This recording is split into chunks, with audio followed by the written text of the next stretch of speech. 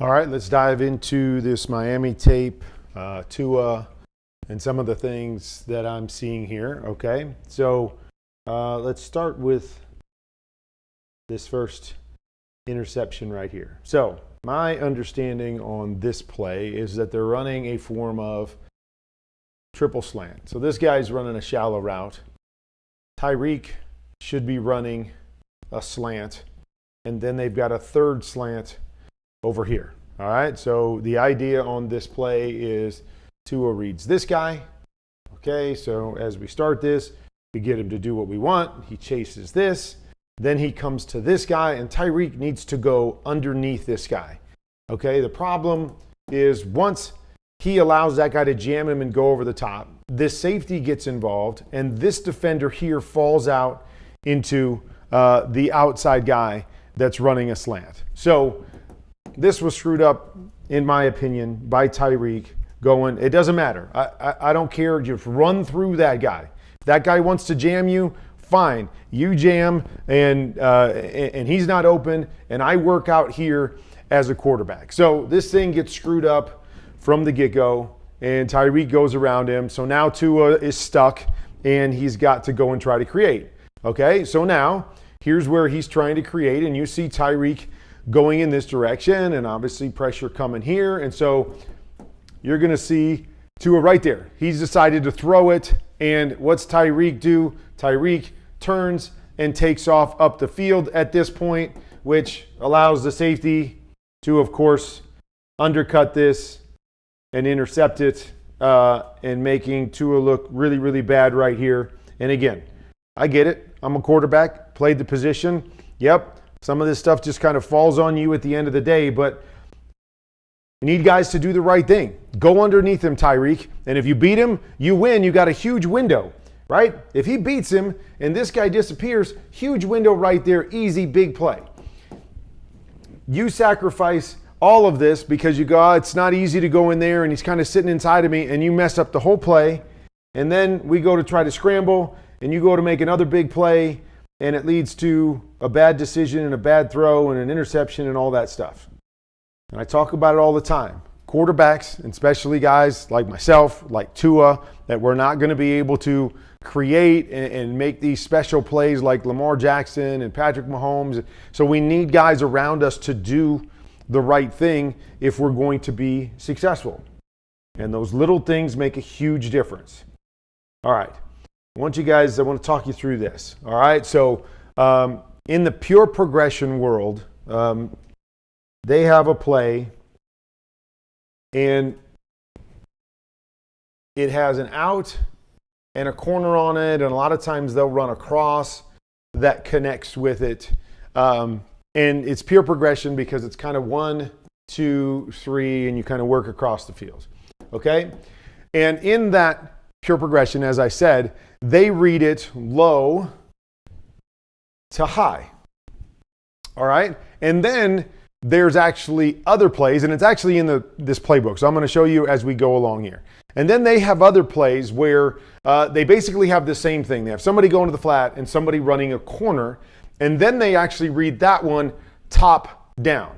Now, it's one of the things that I believe pure progression messes us up and messes quarterbacks up, because I want you to just watch the footwork of Tua right here. Quick footwork, because he's got to look at this underneath one first, because that's what they're teaching him. Look at that guy first and then go to the deep guy. Where if you just say, hey, if you come back and if you like the coverage, I want you to read this combination first. And in reading that combination, I want you to take the drop to mesh to the deep route, because it's always easier to recover underneath than it is to read the short route and then recover up over the top. So I believe what happens here is Tua, like a lot of guys, they quicken their footwork because they're throwing the quick out. And then their footwork isn't tied to the corner route, because now it's like, okay, now you got to start working back to your next guy. But look what happens here. To me, that's open in the NFL. That's open. But Tua's already off of it because his footwork is messed up. If I told Tua, I want you to take a drop to the corner route here, so you're ready to throw the corner route at that point, and then if this guy falls off, I can always recover back here and throw the out as well. But the footwork and the timing with a lot of this pure progression stuff messes up quarterbacks because he's too fast.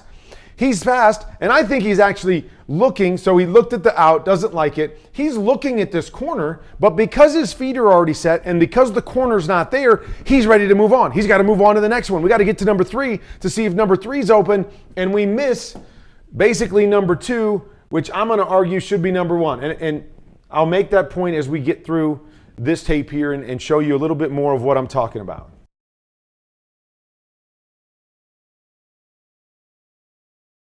Okay, and so here's some things as well. You come out right here and you're starting to feel like Tua's playing the game a little bit fast. This to me is a throw, and that's the primary throw in their offense. And this is a throw that I believe Tua makes every single time in years past. I mean, it's right there. He's getting this guy to move. Here's the window that's there. Got plenty of protection here, but you see how quickly he's moving through things. I mean, it's almost like he doesn't even peek at it. And boom, he's right out to the flat here. Everything moving too fast. And I don't know if it's the timing and structure of how they're teaching it or if it's just Tua. But things are going really, really fast. Footwork's going fast. Got to do a better job of tying the feet to the top end of the route. Okay? And so here's an example. Okay? Here's the deep corner again, and they're just running a swing here instead of an out. And now you watch Tua, and Tua's mindset on this one is throw the deep one. So his footwork is there, and he's actually looking to pump the flat. And look what we got. We got a wide open corner out. We're forcing this guy, we're taking our time, so this guy has to make a decision. Do you want to stay up? Do you want to stay back? But I'm tying my feet and my mind to the deep one, so I'm ready to throw that if I have to, and then if this guy falls off, boom, easy to recover back underneath. But so much of it is mindset and timing, whether it's pure progression or whether it's read it top down. I just don't know why they don't read every concept that goes corner and flat or corner and out the same way. Doesn't make sense to me. And you see it, boom, easy. Great throw, lots of space, the timing element of it. Tua is nice and relaxed, and we get ourselves a big play. All right? And there's some good things too. I mean, that's the thing, is I didn't want to just pull everything. There was a lot of plays that I had questions about, but didn't want to just pull everything and make it look like there's no good things in here. I mean, this is what Tua does so well. I mean, look at it. Beautiful up and over throw. Corner goes inside.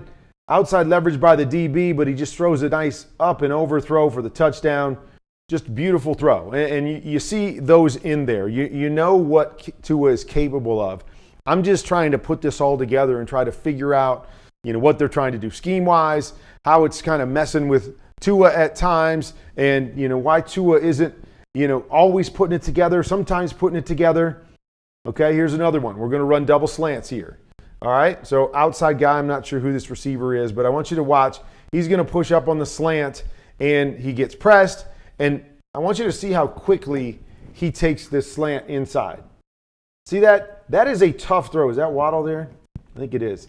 That's a tough throw for a quarterback, because what we really want you to do is get inside this guy, push up, and then run your slant at the same depth you would normally run it if the corner was off. So we usually like this at 5 yards. And you see Waddle's running this at 2 or 3 yards. This guy already matches to him, is right on his hip, and they get this in there and they get a completion, but it is so hard. We want to let this guy clear out for us, get inside of him, push up on him, and then separate, push away from that contact, separate, and make this easier for you. Better chance for a big play. Let everything clear out on the inside and make it easier on your quarterback. Nice throw and catch right there into tight coverage. All right. Another real nice play here. And I just always like the teaching tape that goes into this. So we're going to have a choice route back here with the back. And what I always feel is that is the most essential thing on a choice route is to get width. Get width. Okay, so we used to always teach that when you run a choice route, I want you to get width, and your first choice is to go outside. Why go outside? Because there's no other bodies out there. If you can beat your defender outside, it just makes it easier and cleaner all the way around. But as you get width, right, you get outside of this defender, and he's the guy that has to cover you, he could very easily push really hard to match your width because he's got to try to cover you and get over the top of you so he doesn't let you break out and get a big play. And if he overruns it, that's where we get the big break back to the inside. But the width helps keep us away from anybody else that's on the other side of the field. So great job here by the back to get width here. And you see what the defender does. Defender gets width right here. He's worried he's got to get over the top of the other receiver. And he opens up a huge window there. Easy pitch and catch for the big play. Touchdown right there. And so I don't care if you're a back or a receiver on a choice route. I would always want you to do the same thing. So I would want you to bounce with width. Bounce with width and try to get leverage on whatever defender that is, and then read whether you're going to go inside or outside based on that. But we want to create movement by the defense, and that width is what creates the movement. If he wants to stay tucked inside of us, we get width, we get separation from him, we break outside, we win. We get width, he's got to move fast. That's where we get the benefit to be able to beat him.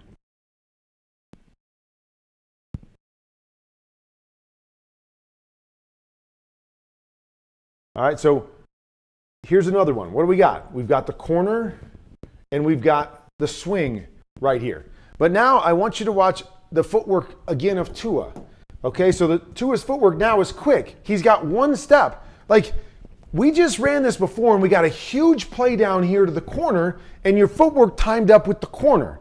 But now, why have you decided there's no chance to get the corner route already and you're throwing the swing? Quarterbacks, coaches, here's the thing about it, okay? Time your drop up to the corner. It's okay if this guy wants to drop and take away the corner. The more time that it takes you to make a throw, the more depth this guy's going to get if he wants to drop, right? So as long as I continue to drop and I continue to look down the field, if that guy wants to take away the corner, he's going to continue to drop, and we're going to create a bigger space between swing and defender. When we rush it like this, now this defender, who's really kind of in no man's land, he takes away both of them really. Even though I know there's space between him and the back, he's still in a position and he's squared away to come up and try to tackle the back and make a play on the back. And he's taken away this corner route from us when he's sitting there at 7 yards deep, all because we're rushing this and we're allowing him to play two. And then we rush it, and then we miss the throw on top of it, and everything bad happens here. Take your drop. Take a drop to the corner and just see what happens. Because again, it's hard to tell here because this guy breaks on the throw. But who's to say that he doesn't break up while, we're dropping because he sees the back out there, but the footwork is one time it's quick, next time it's long, next time it's quick. Why? It's the same concept. It's a corner and something going to the flat. Why do we not mesh that play together every single time? And that's the other thing. If they're being taught to read it differently, all that does is just mess with a quarterback. Like, why? It's the same concept, coach. I'm trying to hit the corner, and then I'm reading that defender, and then I'm coming down to the out or the swing. Why would one time I try to read it the opposite way and mess with my footwork? I'm a guy that loves to have our footwork tied to the deeper route, wherever possible. I want to be set and ready to throw down the field, and I want to recover short. Read things top down as opposed to bottom up, because now I'm set quick, and now I don't have the proper timing a lot to things that are going on up above me. All right, here we come back again. Now what did we do? Timing to the corner route. And look what happens, right? We got a great play. This guy is in a very similar tight position to the last guy. He's actually even opened up a little bit, which says I can play the corner route, but because of the timing of all of this, it allows this guy to get down the field. It allows that window to be created. And once again, when we take the 7-step timing, the corner timing, we get another big shot down the field in that window. So again, so much of it to me is tying things together for your quarterback so they understand what they're trying to do, and their footwork is connected to routes. We talk about quarterbacks missing throws all the time. Most of the time, these guys can throw a football that when their footwork is right on, they're going to make the throw. When their footwork is off, they're rushing it. They're ahead of it. Their footwork is aimed in a different direction. That's when they miss. So we always want to try to do our best as coaches to tie our quarterback's footwork to each and every throw. Okay?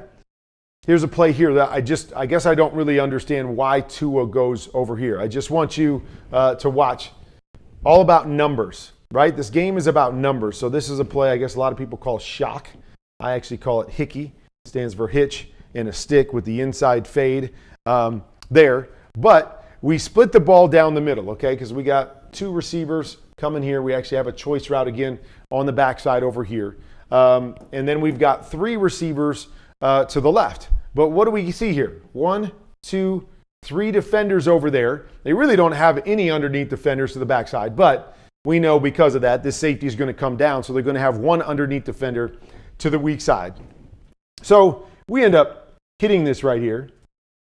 But I'm just curious, why go there? I mean, look at the backside here, right? We got 1 safety dropping down high, and we've got a choice route over to this side.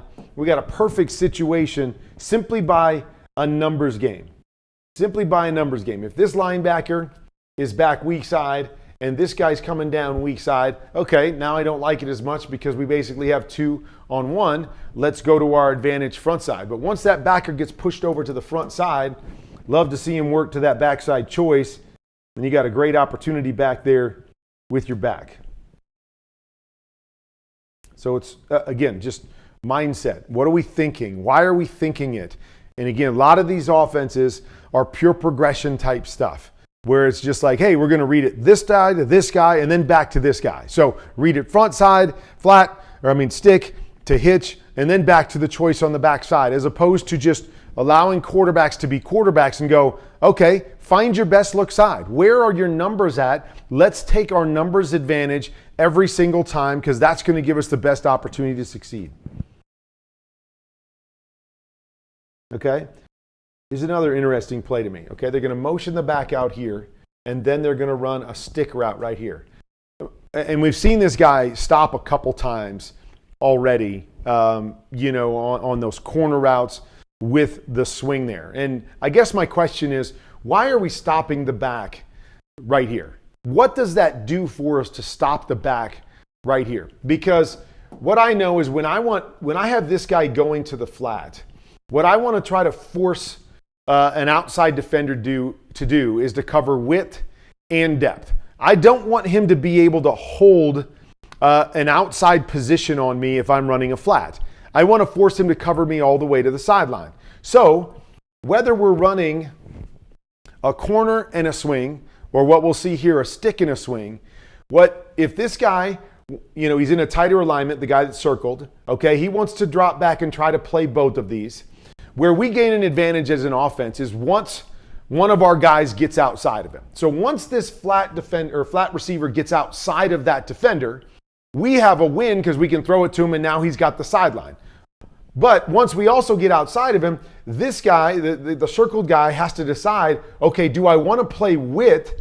Do I have to work towards the sideline to stay outside of the flat, which ultimately helps us to open up the next guy, right? Whether he's working with width, so he can't work with depth to cover the corner out, or whether he's holding in that position so we can kick it or throw it outside of him. We're trying to force him to cover width and depth every single time. Okay, so now let's look at it with this stick route. He goes out there and he stops.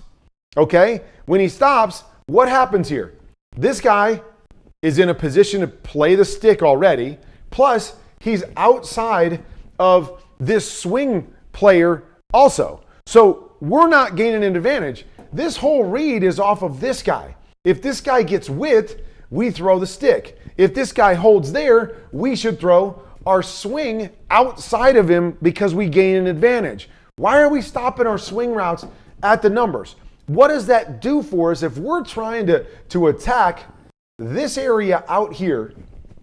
Why would I ever stop my back in this position instead of trying to force that defender to cover that entire box, all the way from numbers to sideline, all the way from the line of scrimmage where the swing is, all the way back to where the corner is or the stick is? We're just making the game easy on them because you see, he takes away the stick here. Tua can't throw the stick, so now he throws the swing, and he's able to hold outside leverage and come up and make a play on the swing. It doesn't make sense. I just want to know why. I want to know why. Somebody tell me why the footwork is different on two almost exactly the same plays. Why are we stopping our swing route when a swing route is designed to create width and to get outside leverage on the defense or force them to cover to the sideline? Why are we stopping them at the numbers?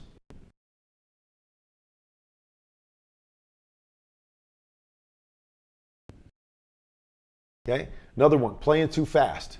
Okay, so we've got similar type concept. We've got a stick or a pop right there and a flat. Okay, so the read is off of this guy. This is what we want right here. We want a guy going to the flat, so that guy has to cover width. So get your eyes on him right there. What's he do? He takes off and he goes to cover width on the flat. There's our throw right there, but we're playing too fast. And again, one of the reasons is because Tua peaks this side first. And I'm not sure why he peaks that side. I don't know if they're making this guy their hot guy. Let's look at the protection here real quick. No, should have him picked up in the protection. But Tua peaks to this side first. And so what does that do? When he peaks to this side first, now he comes back to the other side and he hasn't really verified who his read guy is on the other side. If he starts on the other side, he's going to know, okay, this guy is the flat defender, so that's where I'm going to have to start on this particular play.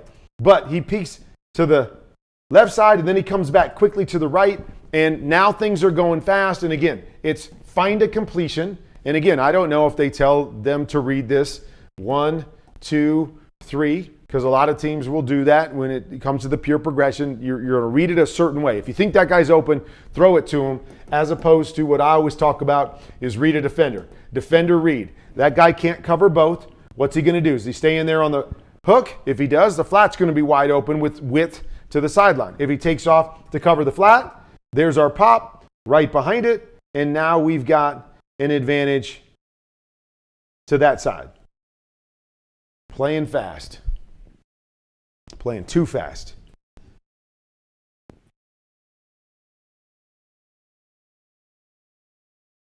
Okay, here's another one. Play fake. All right, our feet are timed up. Look at the window over here. So he's got the deep corner and then a flat. I'm sure this is messed up. I'm sure they don't want two guys going there, but it's that same kind of read. His footwork is tied to the corner route. If he's out here looking at it, this guy's got his hips turned to the inside. No chance that he's covering Tyreek on this deep corner route. And he just throws this away. Like, I don't even understand. Like, I think this was the one where I tweeted, like, why?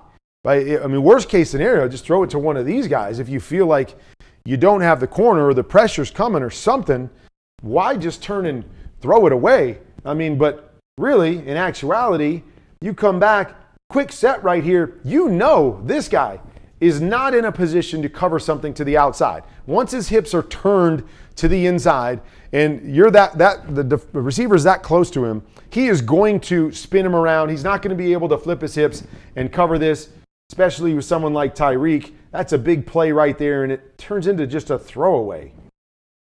So I think you can start to hear my frustration and my confusion with all the things that are going on here. Some may be scheme-based, some may be Tua-based, playing too fast, not having the footwork right, not seeing what you need to be seeing. I mean, there's just a lot of stuff going on, and there's also some guys open out there as well. So I don't want to, make it seem like, okay, this is all scheme-based.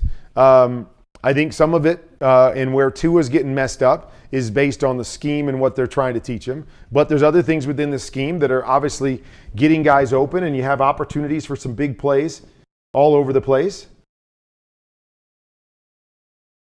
Okay, so again, these are the things that kind of confuse me. So Tua's looking over to this side, okay? That's where his vision is over here. And they're going to run a big in, and they're going to run a seam, and then they're going to get this guy here. So he's going to have a great high-low opportunity right here. And he starts that way. So that's the thing. Okay, but right here, he's coming back to the backside. And I guess I just ask, why? I mean, you've got everything you want, okay? So you got a guy running down the middle. This guy's going to chase him down the middle. You've got your high-low right here with your in and your hook. I mean, and you see it. I mean, there's your window. I mean, my gosh, look at the size of that window right there that you're going to have on this in throw. But again, I just ask, okay, why do we start? Okay, he goes all the way to set. Now, okay, maybe he's peeking here to see if there's a pressure issue. Okay, no problem. But then that should be a quick look, and then he should get his eyes back here because they're running basically that same concept to the backside. You don't really have the perfect coverage for that on the backside either, so I'm not sure why, why he would want to go back there. But for whatever reason, he starts and he sets looking to the left. And then just from nowhere, he decides to pop back here to this side. And then this side is a mess because we got kind of jammed there and it's not happening. Nothing's going on here. And so now it becomes a scramble and nothing really happening right there. And this is third down. But again, I just want to understand why. Why are we not staying there? We've got the perfect look. Because, I mean, here's what you have to notice, if you're quarterback here. So they're trying to play what we call an inverted cover two. Okay, so they're having their corners, their outside guys, play the middle of the field. And then they're dropping this guy down to be a high player in cover two. So if I'm Tua on this particular play, what I know is that this guy back here has no chance to help on the middle at all. And I got Tyreek Hill running down the middle of the field. So the first thing that I'm thinking is, man, the middle is wide open if this guy right here doesn't run with them and cover it. Okay? But if that guy does run and cover it, what I know now is I've got the perfect high-low with all kinds of space because we've cleared out the middle because that guy's taking it away. So everything about this coverage and situation says, read that side. Read that side. This guy wants to settle, no problem. You've got your huge hole right there for Tyreek. That guy wants to turn and carry because he's afraid of the speed, which is what I would expect. Lay your ball up to the big end right there, and we got another huge chunk play, and we're moving the chains.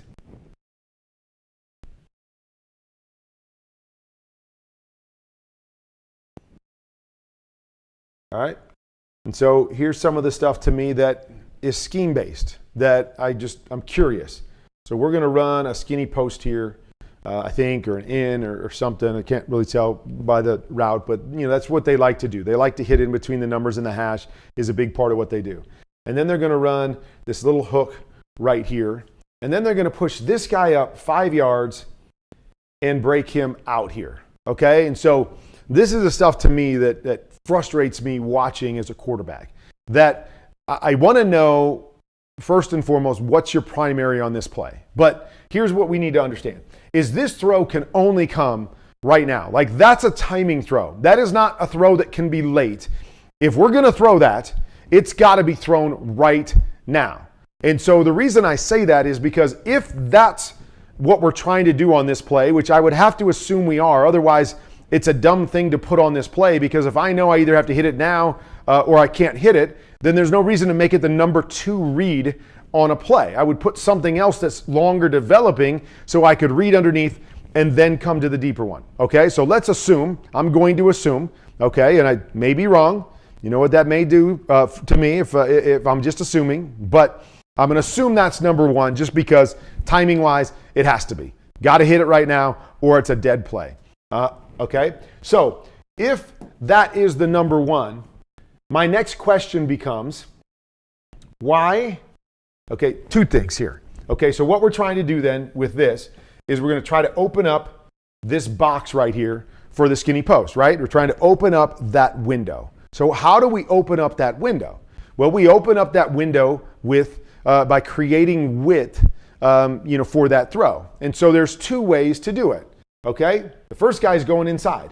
What I'm going to do is I'm going to get inside the hash. If I want to hit this skinny post between the hash and the number, so outside the hash, I'm going to get that guy inside the hash. Why are you going to get that guy inside the hash, Kurt? Well, because I want to take whatever defender that may be in that window, I want to take him with me inside the hash. And then if he stays outside the hash, I'm open inside the hash. So I want to get inside the hash so I can create that window. Okay, the other thing I'm going to do with width is I'm going to take this other guy and I'm going to get him to the flat as fast as I possibly can. Okay, because this is again a timing route. It's happening right now. So I need to create that window as fast as I possibly can. I need this defender to get width and I need this defender to squeeze in here if I'm going to throw that skinny post. So my question becomes, okay, why? Why are we going to put this guy 2 yards outside the hash? And then why are we going to push this guy up 2 yards before we take him to the flat? Because look at this. Like, look at a mess that's there. Like, if you're trying to ask Tua to throw this skinny post, and you might say, yeah, there's a skinny little window in there right now. But look at where all these guys are. What did I say? We're trying to hit this between the numbers and the hash. Tua is already set up. Where's this guy? Between the numbers and the hash. Where's this guy? Between the numbers and the hash. So we have put all these bodies in between the numbers and the hash to try to make this particular throw. And again, maybe that's not what we're trying to do. Okay? But again, I don't know how it's tied together then. Like, if we're not trying to throw the deeper route here, then put something else on it. If we're trying to run a skinny post or a quick in route right there, right? We want to stretch that hole for these two guys. And so things are just getting all tied in together. And Tua's looking over here. So he's trying to get something over here. But what are we trying to get? And, his feet are set to, again, I don't really know. I don't really know the concept. I don't understand the spacing. I mean, even if we were trying to run a curl or something right here, boom, boom, get width, create the window, right? Get these guys moving, create movement by the defense, everything. I should say the top route here is happening too fast. The underneath routes are happening too slow, and it's creating a big mess of people right here. And it's telling our quarterback, okay, make it work. Like, salvage it for us. Figure it out. And I mean, he does, right? He's able to just kind of throw it away from a guy, and we get a completion right here. But I don't know. I mean, again, spacing, understanding, what are we trying to do? What's the goal of this particular play? And if the goal is to throw it to this guy, which maybe it is, we're setting him up, and then we're going to break him out. Maybe that's the goal. But if that's the goal, then let's do something here where we put him on a deep hook. And so this one happens first, and then if this defender wants to pull out to him, I can work to the next one. But to have everything happening and breaking at the same time, and so all the throws have to come out basically at the same time on this particular play, we're just putting the quarterback in a terrible position, and we're hoping he can salvage it for us. And then you wonder why Tua gets sped up and he's playing fast. I mean, my goodness. I mean, if you're trying to hit that deep one there, you better be ready and you better be able to anticipate, because if you're a tick late with that kind of spacing, you've got no chance.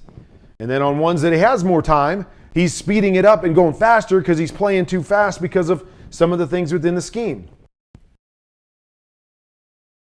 And again, I got to always give the caveat. Maybe guys are messing this up. Like, maybe guys aren't doing what they're being taught to do in the scheme. So maybe it isn't scheme related and maybe it's player related, but whichever way, it's got to get cleaned up to give your quarterback a better chance to be successful.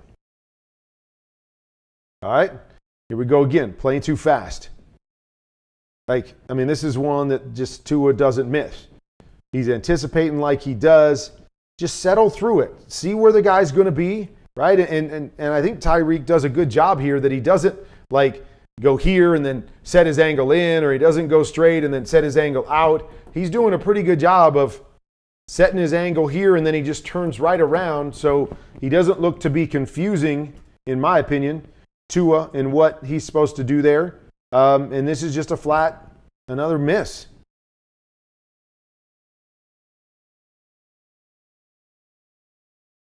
But that is one thing, and saw Tyreek jumping up and down after that play. And I get it. He's wide open, missed him for a big play. But I don't think I saw Tua jumping up and down on the first interception when Tyreek went behind the guy instead of going in front of the guy, and it led to an interception where everybody's killing Tua in the media now for a terrible decision right there. Well, if that was Tyreek's fault for not doing the right thing, Tua's not jumping up and down. So one thing that's always important to me is not showing up another player on your team. We all make mistakes. The game's hard. Quarterback position is hard. We expect to make every throw too, but to understand, hey, you're going to make some mistakes. I'm going to make some mistakes. We got to figure it out together so we can have some success. So I wanted to get back to this one. All right, so here we are again with the deep corner and the swing. And here's what I want you to watch. Here's where the corner is right off the ball. Okay, but Tua takes the timing to the deep corner on this one again. And again, I can't tell you why, but he takes the timing to the deep corner. What does that do? By taking the full drop and set, instead of rushing it and throwing it to this guy right now, taking the full drop and set, what's it do to the corner?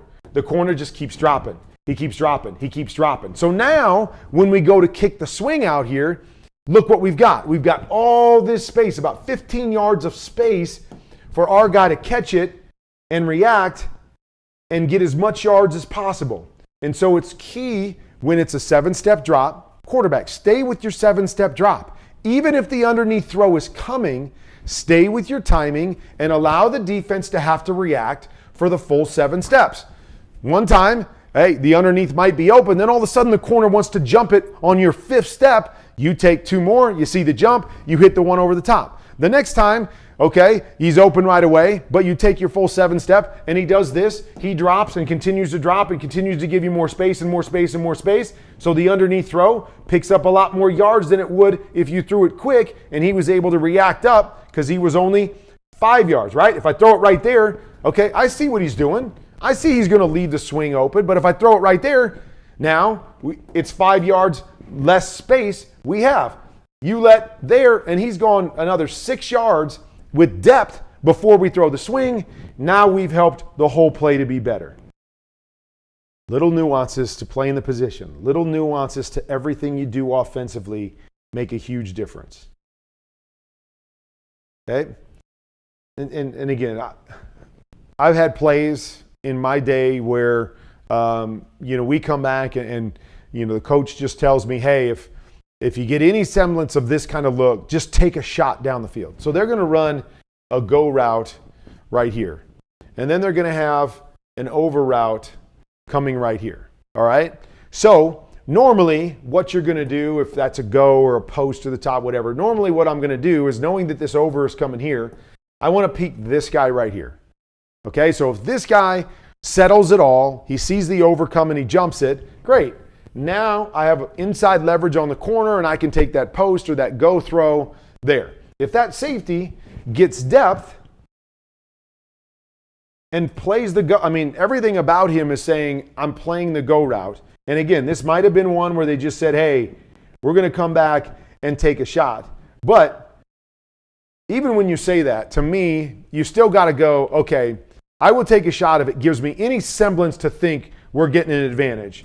Here, there's no advantage right there. It's 2-on-1. Nobody's got anybody beat. Nobody is settling. Look at this. Look at that right there. Look at that huge window right there. You tell me, and I always like to say this, granted this safety's coming over, whatever, but we hit this over right here, and there's a chance for a big play to set us up for some points. I believe this was their final drive where they needed to score a touchdown. And again, to me, this is just one where Tua has said, hey, I'm coming back and throwing that. He's looking to the right here, simply trying to move guys, and he's just taking a shot, which is another thing that I don't like unless it's just being told on the sideline, hey, I want you to take a shot. I think the safety's going to hold there, come back and take a shot, and then you have to live with it. But predetermining your throws is never really a good thing. And I feel like Tua did that here, whether it was because he was told or not, but they missed a huge opportunity for the big over right there and a huge play to set him up for a final score and maybe a win.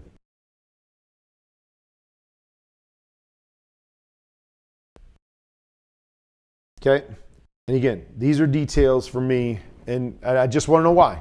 I just want to know why. And maybe there's a reason, but I just want to know why we're doing it, okay? So what we're going to do here is we're going to run another skinny post or an in route here, what I call a wrap in, so it's kind of a speed in route. And then we're going to run a little route right here, okay? So I love this route, and this route's one of my favorites. And what I like to do is I like to have this guy push up, and I want him to hold width, okay? I want him to hold width on his route. And again, why do I want him to hold width? Well, because this is the guy that we're reading. And so if he holds his width and this guy wants to sit inside, then obviously he's open on the hook. If he holds his width and this guy has to move to cover him, right? I never want to come into that guy. If I come into that guy with that hook route, it makes his job easier because he can just stand right in his position. He helps take away the wrap, and he takes away the hook route, and we make the game easier for him. So we want to force him to have to move to cover us. So if I'm going to run the hook, I'm going to keep my width. He's either got to move to cover me or I'm open. If he moves to cover me, I've opened up this window more for the guy behind him. But now I want you to watch the inside route. So he pushes up. And look what he does. See how he pushes inside? And then he hooks? I want to know why. Again, it's just a why. So when I push up and then go here, what's it do to this guy? Like, this guy's already getting depth here. But when I push inside, what's it do? Look at his first step. His first step at the top of as a defender, his first step is inside. Okay, and so why do I want him to go inside if I'm trying to hit this route here? So again, I like to ask these questions. Okay, why are we pushing up and then pushing inside when this guy's going inside? What's the natural thing that's going to happen is we're going to take this defender inside. We're going to bring him further inside, even if I'm only taking 2 quick steps. Why would I do that? Why would I take any steps inside? So now we stack the 2 routes, right? So, I mean, look at him. Like, we're making it easy on this guy, you know? And again, he got depth here, so the underneath one's open. But let's just say he's right here, okay? We have not opened up this window for this wrap at all. If I go out here and hook outside the numbers, that's another 3 yards that this guy has to cover right off the bat, right? That's a stretch that we're getting from him to say, okay, do you want to cover the outside guy or do you want to cover the inside guy? The more we condense that, the more we bring those 2 things together, the easier we make it on the defense. And I just want to know why. What are we trying to do with that 2 steps in and hook instead of just hooking on the outside of the numbers where we already are? It's about details. It's about little things. And I just want to know, like, and if you're a coach out there, I want you to always have a why. What does this do for me to help me on this concept? How does it help me to get this open? Okay, if I'm trying to get this open and I'm saying, oh, I want to bounce him inside and move a defender and then get him going outside. Okay, if that's the case, then I would never put this guy on a wrap. I would put this guy on something to the outside if I'm trying to win to the outside. So it's about connecting everything together in terms of conceptually, who we're trying to get open, and then detail-wise within the concept to say what gives this guy the best chance to get open. It's definitely not sending the number 2 inside because he's going inside and stacking them on top of each other and making the width and the area that a defender has to cover less. That's never going to be an advantage. We always want them to cover more. How do we get them to cover more? I don't stop my swing route on the numbers. I don't bring my hook route inside and then back outside or inside at all because I'm just condensing everything that we're doing and we're making it harder and harder on ourselves.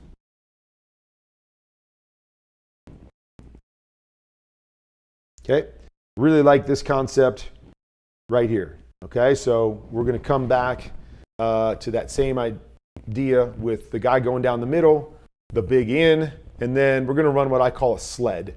So a sled is a swing with a lead blocker over there. Okay, and so we're overloading the front side. This is what I love about 4 strong. Okay, when you run a 4 strong play, keep all 4 of those guys to one side. Okay, if you're going to do that, because defenses are going to push guys to that side because you've got 4 receivers over there. So if we bring one guy back to the weak side, we have done ourselves a disservice because they've pushed the coverage and we don't have the 4-man advantage over there. So they do a great job of keeping all 4 guys to that side. And so when you have this sled concept, I always tell my quarterbacks, when you have this sled concept, you read the second underneath defender to that side. Okay, I'm not worried about the first one. He can go and cover the swing because I have a lead blocker. So I'm not worried about him at all. Read the second guy, because if the second guy stays inside, you can kick your swing. We've got a lead blocker and we've got an advantage. If the second guy works to cover the sled, so now they have one to take the blocker and one to tackle you, then we should have something that replaces him to the inside. And so if number 2 goes and covers the sled, replace him back to the inside. If he stays inside to cover whatever we have inside, kick the sled out where we get an advantage, okay? So you guys come back and watch it with me. Watch number 2 underneath. Here, what's he do? There he goes. He goes out to take the sled. What do we have? We've got our window for our in right there. Great anticipation, great throw, big play. Love the concept. Love what we're trying to do. I would love for Tyreek to run what we call an influence post. So stay on the inside number of that safety. Don't cross over and allow the backside safety to cover you. Clear out that front side safety. That's what you're there for, to influence him.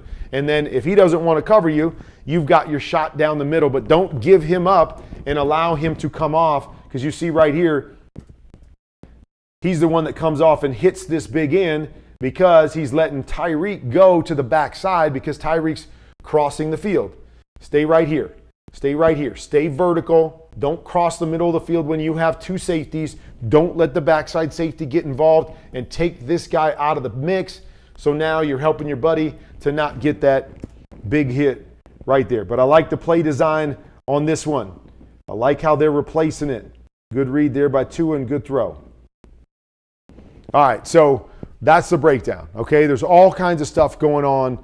Tua, timing, concepts, how we're being taught the concepts, the details of the concepts. There's just a lot going on. There's some guys open, and there's some good things that they're doing, so it's not like, okay, Tua's not making any throws, and the scheme's not helping them get anybody open. But the scheme at times is making things a lot harder, and I think speeding Tua up and him trying to figure out the difference between, okay, what's the difference between an out in the corner and a corner and a swing? Why am my footwork different? Why is my mental timing different on those things? Sometimes with the pure progression, he's rushing through things, which I see all the time when it comes to pure progression, is guys rushing through things to get 1, 2, 3 and get through there instead of just reading the defenders and finding the void. So there's your Miami breakdown, and I'm going to continue to watch to see if some of these things get cleaned up throughout the year.